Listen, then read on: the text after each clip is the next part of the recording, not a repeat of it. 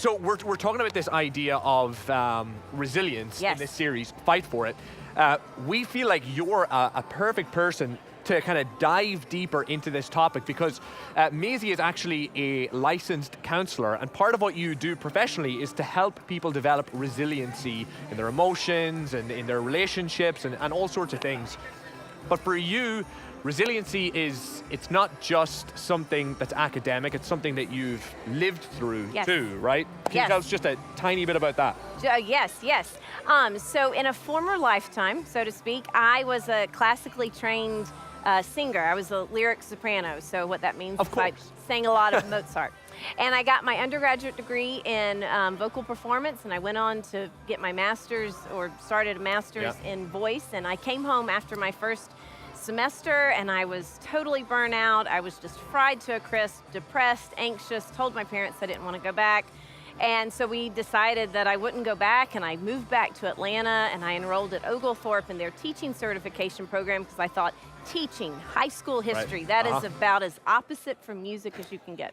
And so about a year later, I started teaching at Marist. I was a 9th, 10th, and 11th grade history teacher. And I loved teaching high school. I loved Marist. I loved that community. And then several years into teaching at Marist, I had this singular moment with a student that I thought, you know what, I think that I could do something else with my life. And that was really how the idea of becoming a counselor and moving into this profession came to me in that one moment.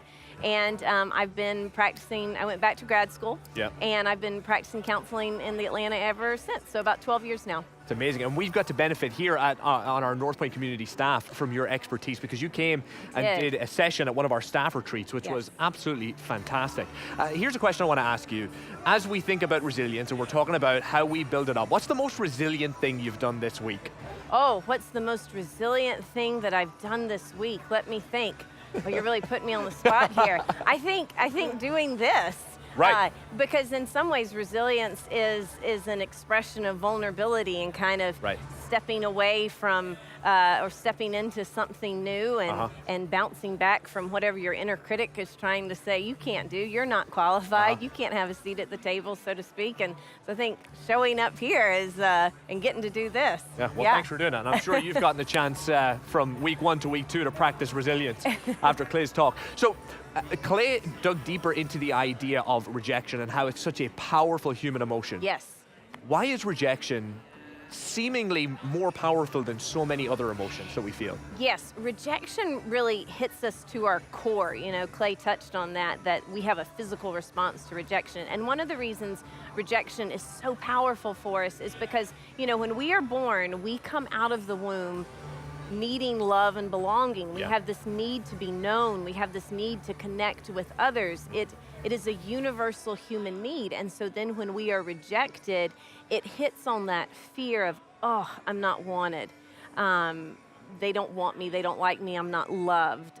I'm not good enough. And so it hits on a deep, deep fear because we have this deep need to be known and to be loved. So when I experience rejection, and I can think of so many times in my life where I've felt rejected by people, or I felt rejected, you know, at work or whatever, I feel like at times that is a deep pain that I feel in my gut. And yet when I look at other people, they sometimes seem impervious of rejection. So what's going on there? Are they just, did they not feel it? Are they hiding it? Or have they just found a way to navigate it? So I think the answer is yes to all three. I think, you know, because rejection is so painful for a lot of people, they don't want to feel it. And so they disconnect from that pain, they stuff it, they avoid it. I'm just not going to think about it. I'm going to push it to the back of the closet. For some people, they feel it very deeply, and it's hard to get back up off the ground. And then for some people, they have learned to navigate through rejection and to develop resiliency. And the thing to understand about rejection is that it's really a spectrum, you know, depending on how much you're attaching to that thing, maybe a job interview, or to that person or relationship, that's going to really influence how deeply you feel the rejection. You know, if you think of that thing or that person as a coat rack, you know, and you're hanging stuff on that coat rack, you're hanging your self-worth, you're hanging your identity, your hopes, your dreams, your plans for the future, your expectations. And then when that coat rack gets knocked over, then everything just crashes. And so depending on how much you hung on that thing, that person, that's going to influence how deeply you feel that rejection. So one of the tools you've talked about with our staff for navigating rejection is differentiation. Yes. So Clay mentioned it a little bit today, but how do you define that? What exactly is differentiation? Yes, so differentiation, I like to think of it as it's the grand task of adulthood, you know? Right. It's adulting. It is adulting in the biggest sense. It's so important to our emotional well-being.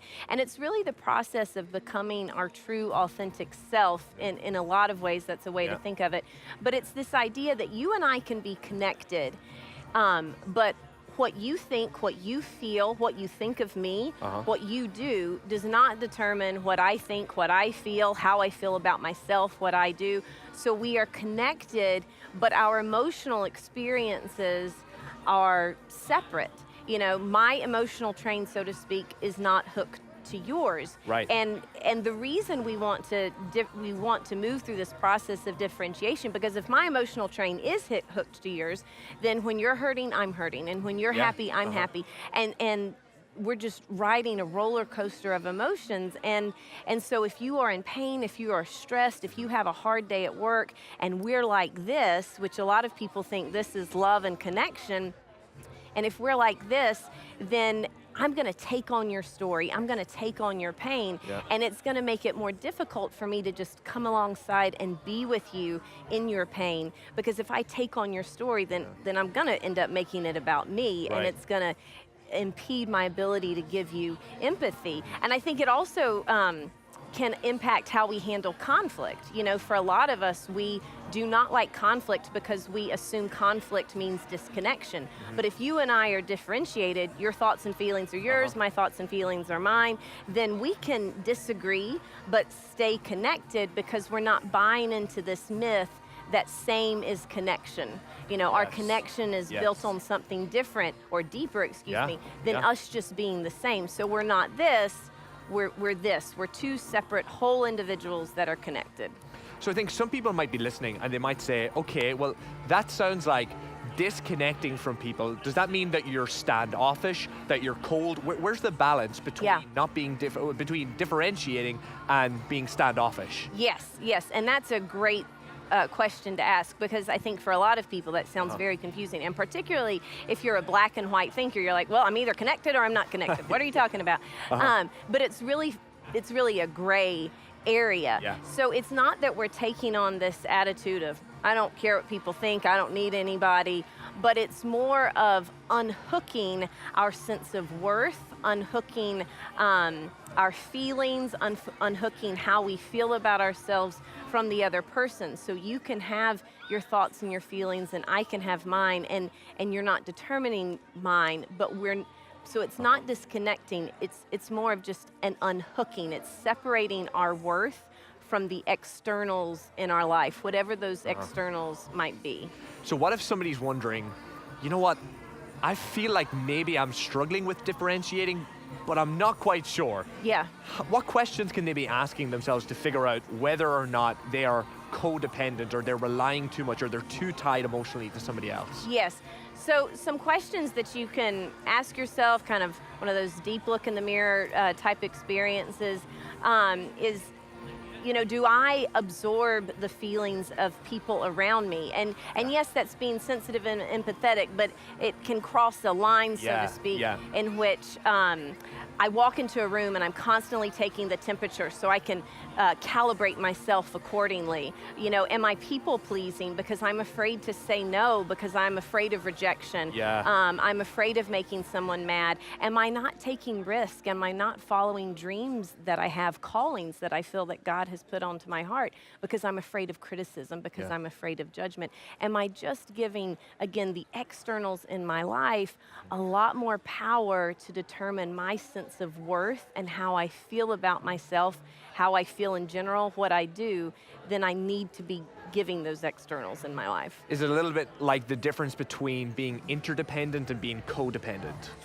Yes, because I think we are all interdependent in the sense that we need each other. Yeah. We are not created to be islands. Yeah. We're not created to live in the wilderness. We are created to come alongside and to live in community with one another. But we are created to be separate, whole individuals with our own thoughts, feelings, opinions. Yes.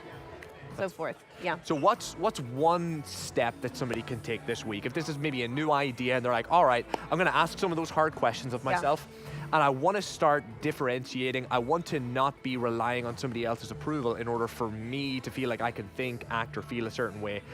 What can they be doing in order to work towards that this week? Yes, well, I think, to just go along with the sermon topic, let's say that you are experiencing rejection in your life, or let's say that you're experiencing something difficult or you're in conflict with someone. One of the ways that I like to think of it is you want to separate how you're feeling from your worth. So, if you're going through something hard or you're going through a conflict with someone, you want to feel sad about that because that's hard, or feel frustrated, or feel confused, or feel discouraged. But you want, and it's not necessarily compartmentalizing our feelings, but you want to feel the emotion, but not let that emotion kind of spill over and become tainted and sort of take over our worth.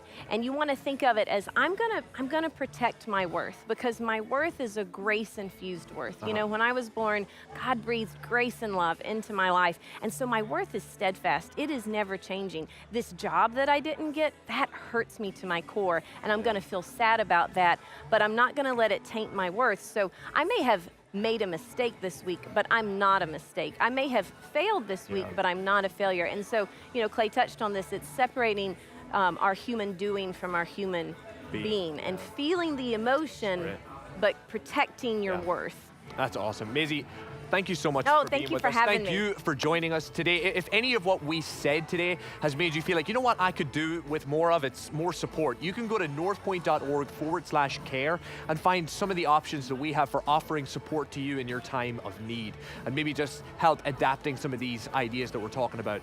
Thanks for being with us. Thank you for being with us, Mazi. Join us for part 3 of Fight For It next week. I promise it's going to be something very special. But until then, we'll see you during the week on social media. We'll see you later.